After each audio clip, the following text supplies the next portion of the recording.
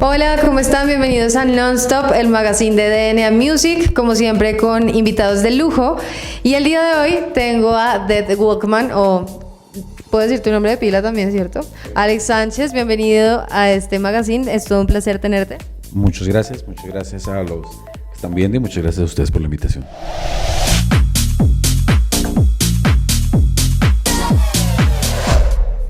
Alex Sánchez, a.k.a. Dead Walkman, es un cantante, guitarrista, bajista y compositor con amplia trayectoria en las agencias de publicidad más grandes en Colombia.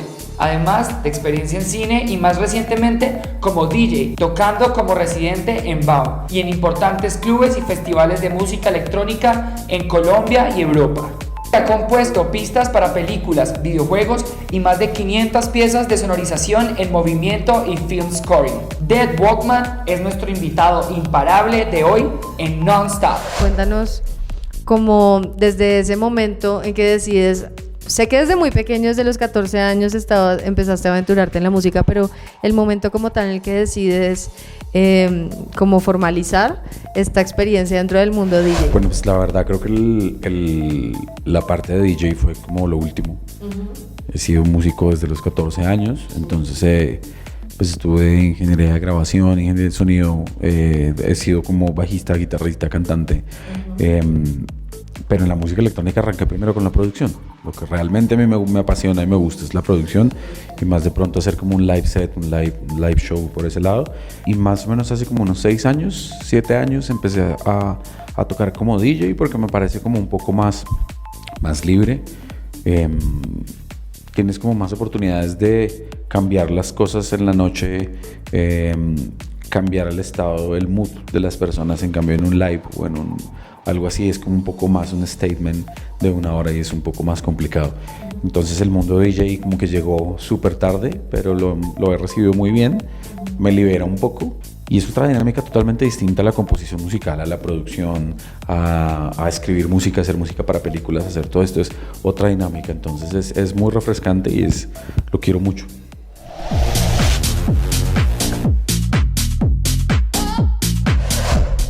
¿Cómo fue esa experiencia con el cine? Que además, en lo que estuve viendo, pues además has ganado, o ganaste más bien muchos premios, dentro de todo ese recorrido que ya nos contaste. ¿Cómo fue ese trabajo ahí en el medio del cine? Yo quería ser publicista, pero cuando empecé a estudiar publicidad o empecé a acercarme, no era publicidad, sino era más como economía. Entonces tampoco me gustó, pero no me hallaba muy bien. Cuando yo encontré la parte de ingeniería de sonido, encontré una parte que se llamaba producción de radio y televisión. Ingeniería de sonido, composición de sonido en movimiento, diseño de sonido, foley. Entonces eso me encantó desde que tenía ya como 17 años. Entonces me entré ahí a estudiar bastante y viajé muchas veces a estudiar por fuera, porque en esa época no existían como muchas academias acá. Y ahí llegué a trabajar a Le Burnett a los 19 años. Ahí estuve 8 años y ahí empecé mi carrera como de film score, hacer muchísimos comerciales, todo esto. Pasé por varias agencias, estuve en McCann Erickson también, estuve en J. Walter Thompson. Las mejores agencias que hay. Las mejores agencias, sí. Hay muchas muy buenas, pero pues esas son las donde trabajé. Para mí son las mejores. Y ahí empecé a perfeccionar como toda la parte de cine y composición de música. Pues ya empecé como a trabajar he hecho unos videojuegos y empecé a hacer como algunos cortos. Pero ya hace como 2 años con Ricardo Gabrieli, que es un director muy, muy conocido y es muy bueno, un gran amigo. Él hizo una película y me entregó ya como toda la película, entonces logramos hacer un trabajo básicamente fue música electrónica, 100% música electrónica hecho para una película. Todo fue hecho en movimiento. ¿Pero qué película fue? La película se llama 5, protagonizada por Caro Guerra. La filmamos mitad acá y mitad en Nueva York. Y fue un experimento muy bueno porque fue solo música electrónica basada en síntesis, pero con experimentos, sampleo. Se puso como todo lo que hemos aprendido durante toda la vida. Se puso ahí, entonces estuvo muy bueno. Hemos hecho también un par de cortos con María Narváez. Hicimos un corto que ganó también como muchísimos premios por sonido, por locución, todo esto. Entonces como que realmente es una parte que me enamora bastante de la música. Es como, aparte pues vivo de todo esto, pero esa parte es muy importante para mí.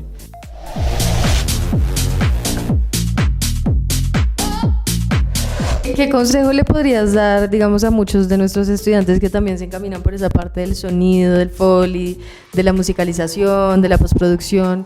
¿Qué consejo les puedes dar dentro de esa experiencia que viviste, no solamente con esta película, sino con otras más de las que hayas tenido, que deban tener en cuenta, que de pronto tú no lo tuviste en cuenta en su momento y luego fue un aprendizaje? Pues yo creo que lo primero es entender que es el 2020, ¿no? Y que las cosas han cambiado del cielo a la tierra. O sea, si en el 98 llamábamos un guitarrista, llamábamos un bajista aparte, un percusionista, alguien mezclaba, masterizaba, alguien hacía el foley, eso se acabó hace mucho tiempo. Probablemente yo trabajo con muchos músicos a diario y contrato muchos músicos, pero yo ya no contrato un solo músico.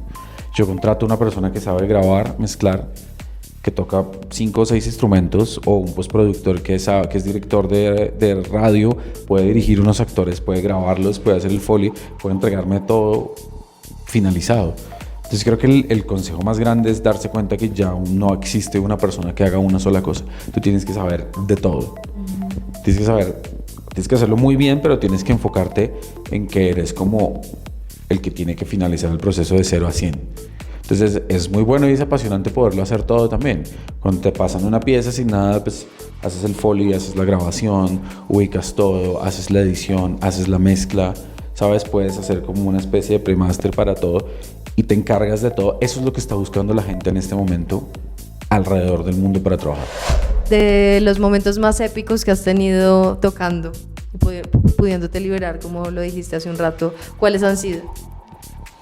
Bueno, pues yo creo que como DJ hay dos partes, que es como productor, o sea, como Dead Walkman, productor, que pues es otra cosa de composición, y ya la parte de DJ, pues creo que con Hernán Cayetano, que es el dueño de Baum y el gestor como de los festivales, y eso, formamos un proyecto el año pasado entre los dos, como de electro, de otro tipo de música distinta al techno, muy hermanos pero distinto, y tocamos en el Festival Tatacoa en el Boiler Room y fue como un proyecto chévere, fue algo distinto, te hace sentir vivo.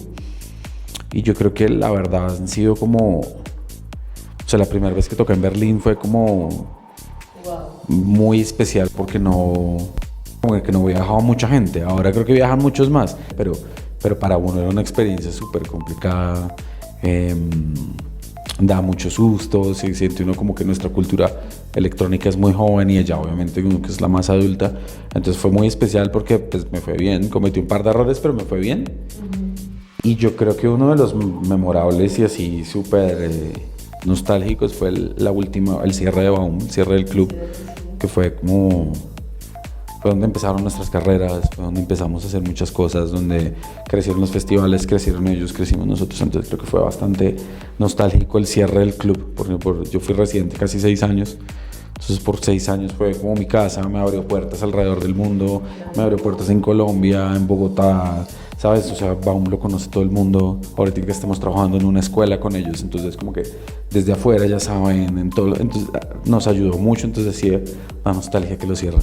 Sí. Justamente te iba a preguntar de eso, de tu opinión con respecto a ese cierre, porque en un anterior programa tuvimos a Gerard Radio y nos contaba de todo lo que implica tener un lugar y entonces lo del ordenamiento territorial y demás. ¿Qué pasa para la escena, para los públicos que de pronto son fieles seguidores de tal lugar, ¿no? De tal cultura que se crea frente a ese lugar, y que de repente pues de la nada, no por ninguna otra razón, pues se acaba? Pues yo creo que el impacto es fuertísimo porque no teníamos un club que tuviera el músculo que tiene Baum. O sea, que tenía Baum. Fue realmente una responsabilidad muy grande echarse ese club encima y empezar a hacer bookings el viernes y el sábado con artistas extranjeros de primera línea, de distintos géneros. Llegando al punto en que los amigos de afuera, no sé, de Ámsterdam, de Berlín o algo, siempre preguntaban ¿cómo logran hacer ustedes eso? O sea, ¿cómo logra estar, no sé, J del viernes? ¿Cómo logra estar el sábado Amelie Lenz? ¿O cómo pueden llevar a Nina Kraviz a un cierre sin anunciar y en la terraza está tocando, no sé, todos han venido, ¿sabes? Entonces realmente fue un trabajo muy, muy, muy duro que ellos hicieron, que estuvo muy bien. Y en este momento que ya no van a estar, el impacto va a ser no solamente para Bogotá, no solamente para Colombia, sino el impacto creo que va a ser para las Américas.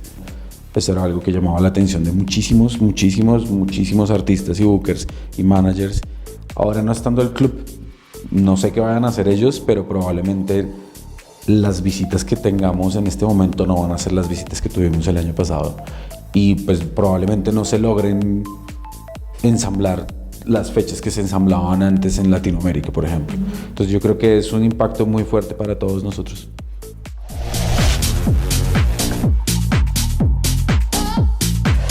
Y ya para finalizar, Alex, en cuanto a lo de las producciones, la faceta de producción que viene, porque pues ya ha sacado a la luz varias de estas producciones, pero ¿cuáles vienen para este año próximamente? Bueno, pues este año ya empezamos, voy a hacer un lanzamiento creo que en marzo con S-File de Bremen, en un sello alemán que se llama G&D Records. Ahí hicimos un EP en colaboración, vamos a lanzar 4 canciones. Hay 2 ya listos, pero pues todavía no tengo como las fechas, estamos en el trabajo, pero básicamente con Dead Walkman es como unos 13 EPs en el año, o 4 si sale bien, y empezar a trabajar con los otros proyectos, con los otros alias de música distinta que tengo, donde la idea es sacar música. No estoy tocando mucho con esos proyectos porque el foco en este momento para mí, creo que la falencia que hay en la música es más de creación y más de producción que de DJs pues creo que somos muchos DJs, entonces el foco del 2020 es en hacer más canciones para que ellos les vaya mejor y nosotros toquemos menos. Pues muchas gracias, Dead Walkman o Alex, por acompañarnos aquí en Nonstop. Estos consejos seguramente les van y nos van a servir a todos muchísimo para todas esas carreras que están emprendiendo, y nos vemos en un próximo programa de Nonstop. Chao.